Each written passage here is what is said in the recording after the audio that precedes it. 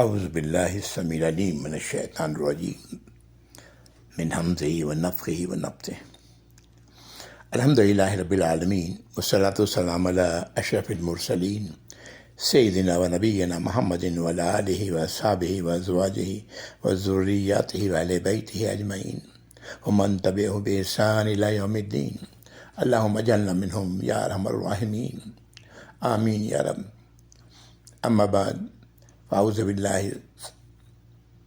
السمیع العلیم من الشیطان الرجیم رب اشرح لی صدری ویسر لی امری واحلل عقدۃ من لسانی یفقہوا قولی۔ اللہم اجعل ھذا لوجہک الکریم لا ریاء فیہ ولا سمع یا رب العالمین۔ ربنا تقبل منا انک انت السمیع العلیم وتب علینا انک انت التواب الرحیم۔ السلام علیکم ورحمۃ اللہ وبرکاتہ۔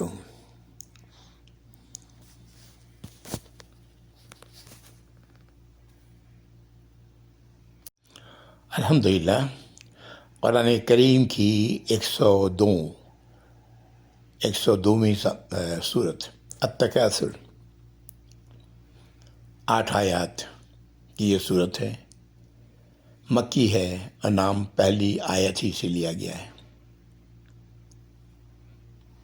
اس صورت کے پیغام کو ایک حدیث واضح کرتی ہے، جس کا مفہوم ہے کہ ابن آدم کے پاس اگر مالوں سے بھری یا سونے سے بھری 2 وادیاں ہوں، وہ تو تیسری کی جستجو میں لگا ہوگا۔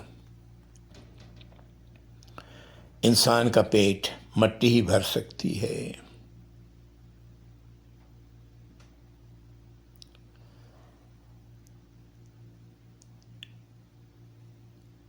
اس صورت میں اس بات کا ذکر ہے کہ نعمتوں کا سوال کیا جائے گا، جو دنیا میں ہمیں نعمتیں اللہ نے دی ہیں۔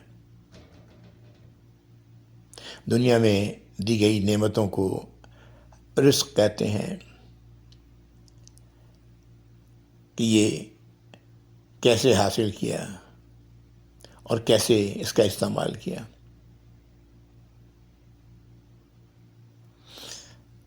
دنیا میں اللہ کی نعمتوں میں سب سے عظیم نعمت اللہ کی کتاب ہے۔ اس کے بھی حقوق کی ادائیگی جواب دہی سے پہلے ہی کر لینی چاہیے۔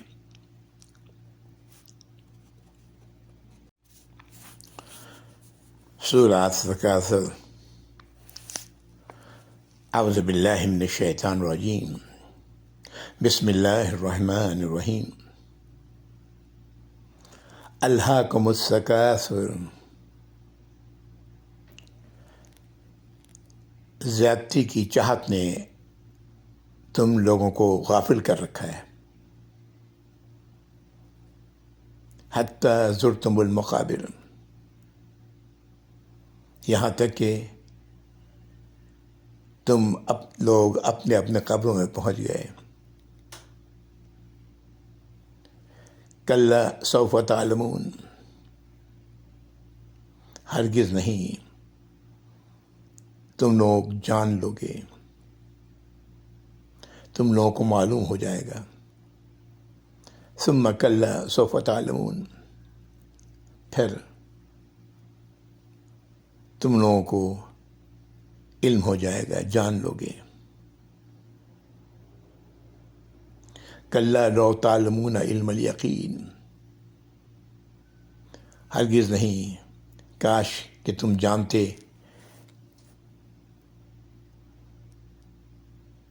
یقینی طور پر۔ یہ 5 آیات میں نے پڑھی، الہاکم التکاثر حتی زرتم المقابر، کلا سوف تعلمون ثم کلا سوف تعلمون کلا لو تعلمون علم الیقین۔ پہلی آیت الہاکم التکاثر، الہا کے معنی ہے اس نے غافل کیا، اس نے غفلت میں ڈالا، اور تکاثر کے معنی ہے کثرت کی خواہش، کثرت کے لیے ایک دوسرے سے فخر کرنا، ایک دوسرے سے دشمنی کرنا، یہ دو الفاظ کا یہ جملہ، پہلی آیت بڑی وسیع معنی رکھتی ہے۔ انسان کثرت کے لیے، زیادہ سے زیادہ حصول کے لیے اس طرح کوشاں ہوتا ہے کہ اسے دوسری اہم شے اس سے غافل ہو جاتی ہے۔ اشارہ ہے دنیا کی طرف، دنیا کے حصول میں، دنیا کے اقتدار میں، مال میں اس طرح وہ غافل ہوتا ہے کہ اسے آخرت بھلا بیٹھتا ہے، آخرت کی طرف توجہ نہیں ہوتی۔ دنیا کے حصول میں وہ اس طرح غافل ہوتا ہے کہ اسے حلال اور حرام کی کوئی تمیز نہیں رہ جاتی۔ وہ اس بات سے بالکل غفلت میں پڑا ہوا ہوتا ہے کہ وہ اس کو حاصل کرنے کے لیے کیا ظلم کر رہا ہے، اس کے نتائج کیا برآمد ہوں گے۔ یہ تمام معنی اس ایک دو الفاظ کے اس جملے میں ہے کہ اس کی چاہت، اس کی بھاگ دوڑ، اس کی کوشش، اس کا زیادہ سے زیادہ اکٹھا کرنا، ایک دوسرے پر فخر کرنا اپنے حاصل کی ہوئی چیزوں پر، اس نے اسے غافل کر رکھا ہے۔ کسے؟ انسان کو۔ اللہ تعالیٰ فرما رہے ہیں کہ تمہیں غافل کر رکھا ہے، اور یہ ہر زمانے کے لیے ہے۔ انسان دنیا میں اس طرح گم ہو جاتا ہے، دنیا کے حصول میں اس طرح کہ اسے اور کسی بات کی فکر نہیں رہ جاتی، یہاں تک کہ وہ قبروں میں پہنچ جاتا ہے۔ دوسری آیت، تیسری میں کہا گیا کہ تمہیں معلوم ہو جائے گا، پھر کہا گیا کہ نہیں، ہرگز پھر تمہیں معلوم ہو جائے گا۔ اور یہ چوتھی آیت ہے، پانچویں آیت میں کہا گیا کہ ہرگز نہیں، کاش کہ تم یہ علم تم یقینی رکھتے کہ ہمیں یہ کچھ اس کے نتائج معلوم ہو جائیں گے۔ ایک روایت میں ملتی ہے جس میں ایک صحابی بیان کرتے ہیں کہ میں آپ صلی اللہ علیہ وسلم کی خدمت میں حاضر ہوا اور آپ اس آیت کو پڑھ رہے تھے، سورہ تکاثر کی یہ آیت۔ پھر آپ نے فرمایا، ابن آدم کہتا ہے کہ میرا مال، میرا مال، حالانکہ تیرا مال تو صرف وہ ہے جس تو نے کھا کر فنا کر دیا، یا پہن کر پرانا کر دیا، یا صدقہ دے کر باقی رکھ لیا۔ اس کے سوا جو کچھ ہے اسے تم نے لوگوں کے لیے چھوڑ چھاڑ کر چل دینا ہے۔ ایک اور روایت ملتی ہے، اس میں آپ صلی اللہ علیہ وسلم فرمایا کہ میت کے ساتھ تین چیزیں جاتی ہیں، جن میں سے دو تو پلٹ آتی ہیں، صرف ایک ساتھ رہ جاتی ہے۔ پہلی گھر والے، دوسرا مال، اور تیسرا مال۔ اہل گھر والے، مال تو لوٹ آتے ہیں، عمل ساتھ رہ جاتا ہے۔ ایک اور روایت ملتی ہے کہ ابن آدم بوڑھا ہو جاتا ہے لیکن دو چیزیں اس کے ساتھ باقی رہ جاتی ہیں، لالچ اور امنگ۔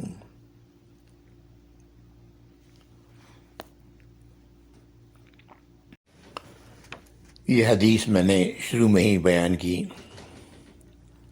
کہ انسان کے پاس، ابن آدم کے پاس دو وادیاں سونے سے بھری ہوں تو وہ تیسری کے حصول کے لیے بھاگ دوڑ کر رہا ہوگا۔ یہ تمام احادیث الفاظ میرے اپنے ہیں،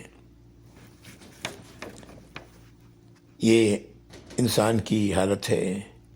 انسان کو کثرت کی طلب نے غافل کر رکھا ہے.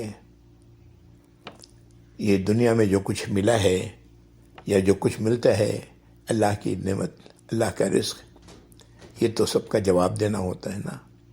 یہ اللہ امتحان ہے، لیکن انسان اس امتحان سے غافل ہوتا ہے اور وہ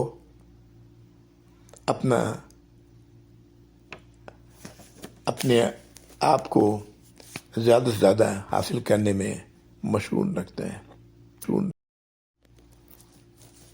ایک حدیث میں آپ نے فرمایا صلی اللہ علیہ وسلم کہ دو نعمتوں کے بارے میں لوگ بہت ہی غفلت برت رہے ہیں، صحت اور فراغت. یعنی اس کا نہ پورا شکر ادا کرتے ہیں، نہ ان کی عظمت کو جانتے ہیں، نہ انہیں خدا کی مرضی کے مطابق صرف کرتے ہیں. یہ سارے غفلت کا معاملہ ہے جو ان احادیث میں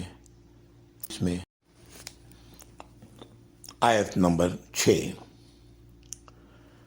لَتَرَوُنَّ الْجَحِيمَ، تم لوگ لازماً دیکھو گے جہنم کو. ثُمَّ لَتَرَوُنَّهَا عَيْنَ الْيَقِينِ، اور پھر تم اسے لازماً دیکھو گے یقین کی آنکھوں سے. یعنی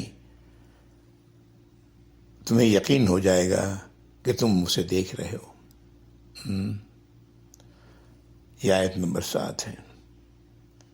اور آیت نمبر 8 ثُمَّ لَتُسْأَلُنَّ يَوْمَئِذٍ عَنِ النَّعِيمِ، پھر اس دن تم سے ضرور بضرور سوال کیا جائے گا نعمتوں کا، وہ نعمتیں جو ہمیں دنیا میں ملی ہیں ان کا سوال کیا جائے گا. یہ آیت نمبر 8 ہے.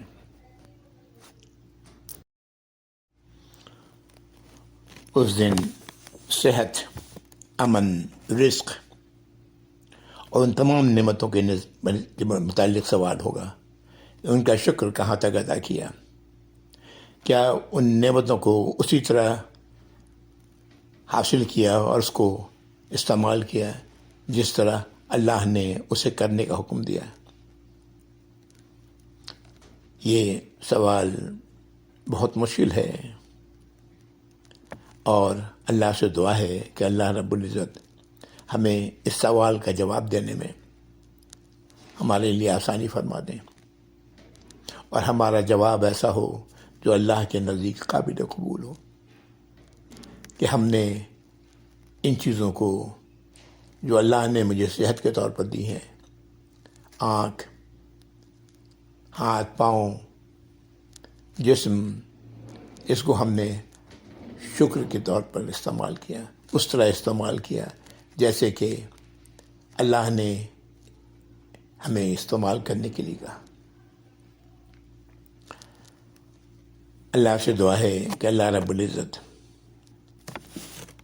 ہمیں آج اس بات کی سمجھ عطا فرمائے، اور ہم آج اپنے آپ کو، اپنے اعمال کو، اپنی نعمتوں کے حصول کو اور غفلت میں نہ پڑیں دنیا کی ہوس میں.